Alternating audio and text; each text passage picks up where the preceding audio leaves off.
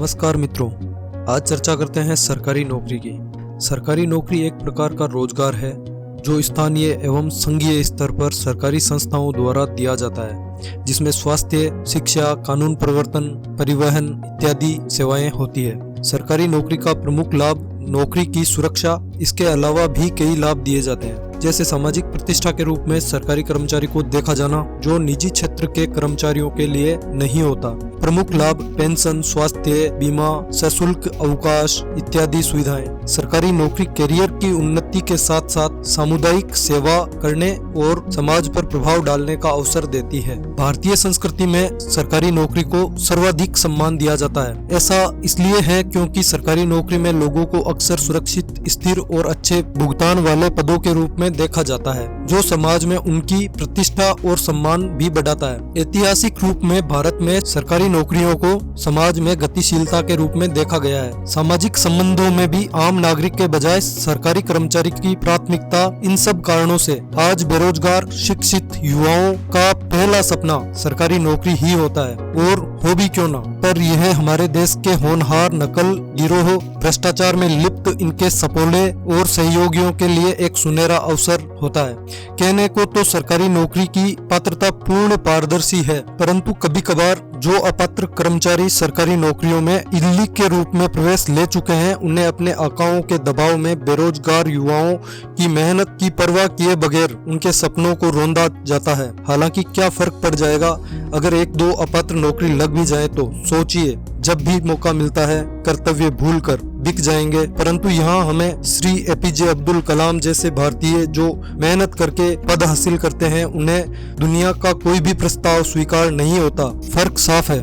दूसरा कारण अनैतिक तरीकों से जनता को परेशान करना। जहां मेहनत से पद प्राप्त करने वाले हमारे MS स्वामीनाथन, जिन्होंने जनता की सेवा में अपना जीवन लुटा दिया और अपना सर्वस्व देश के किसानों को दे दिया। फर्क साफ है। तीसरा कारण, जहां परेशानी आएगी किसी और को उलझा देंगे, वहीं कठिन परिश्रम से जिन्होंने मुकाम हासिल किया है, उदाहरण के तौर पर सर नंबी नारायणन, जिन्होंने देश द्वारा गद्दार कहे जाने पर भी हमारे संविधान की लाज रखी और नासा जैसे उत्कृष्ट संस्थानों के प्रस्तावों को भी निरस्त कर दिया। फर्क साफ है। अपात्र कर्मचारियों की घूसखोरी एवं अप्रत्यक्ष रूप से जनता के हितों की अवहेलना करना और कानून की परवाह नहीं करना, वहीं कठिन परिश्रम से जिन्होंने मुकाम हासिल किया है, वे ADG दिनेश MN की भांति अपने कार्य में उत्कृष्टता के साथ साथ जीवन के हर चुनौती से लड़ते हुए जनहितैषी होंगे। फर्क साफ है। यह वृतांत अच्छे या बुरे सरकारी कर्मचारी का नहीं है, ये यही दर्शाता है कि किसने जीवन में कितना कठिन दौर देखा है एवं उस दौरान खुद की परेशानियों को ताउम्र आम जनता में देखना और सच्चे दिल से उनकी मदद करने की कोशिश करना।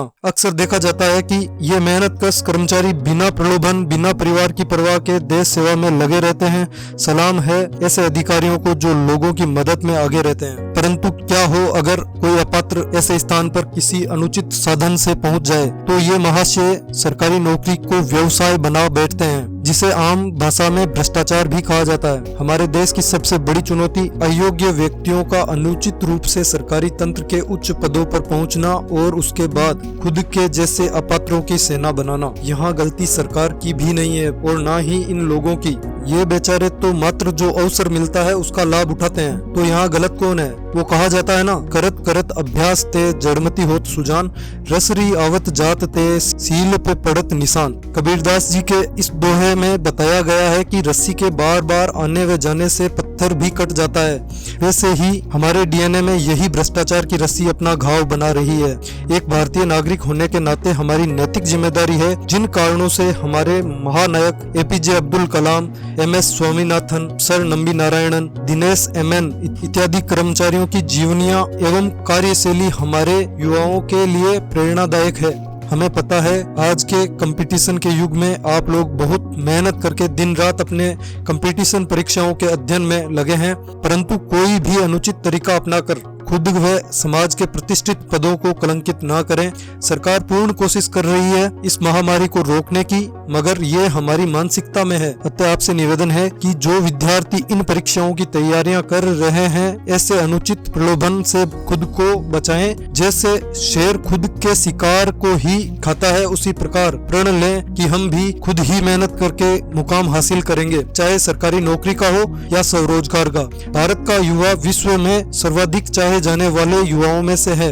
आज हमारे भारत से दुनिया की सबसे प्रमुख कंपनियों के सीईओ के तौर पर कार्यरत भारतीय हैं, जिनमें गूगल के सुंदर पिचई, माइक्रोसॉफ्ट के सत्यम नडेला, IBM के अरविंद कृष्णा, एडोबी इंक के शांतनु नारायण, ट्विटर के पराग अग्रवाल, चैनल कंपनी की लीना नायर, मास्टर कार्ड के अजय पाल सिंह बंग, पेप्सिको में इंदिरा नोई, यूट्यूब के नील मोहन इत्यादि भारतीय युवा ये सब अपनी मेहनत और लगन से विश्व में भारतीय विद्यार्थियों का आदर्श नेतृत्व कर रहे हैं। हमें हमारे देश पर गर्व है, परंतु अंतर्मन से ये भी आवाज आती है कि रोक लें इस दिमक को, क्योंकि अयोग्य व्यक्ति किसी भी पद की गरिमा एवं समाज में प्रताड़ित की पीड़ा को नहीं देख सकता। जय जवान, जय किसान, जय विज्ञान। अंत में जो योग्य सरकारी कर्मचारी मेरे भारत भूमि की सेवा में कार्यरत हैं, उन्हें सलाम, और अयोग्य हैं उन्हें राम राम। जनता जाग रही है। आज की हमारी जानकारी आपको कैसी लगी? कमेंट बॉक्स में अपनी प्रतिक्रिया अवश्य दें। अगर वीडियो अच्छा लगा है तो वीडियो को लाइक करें और हमारे चैनल को सब्सक्राइब करें। धन्यवाद। जय हिंद, जय भारत।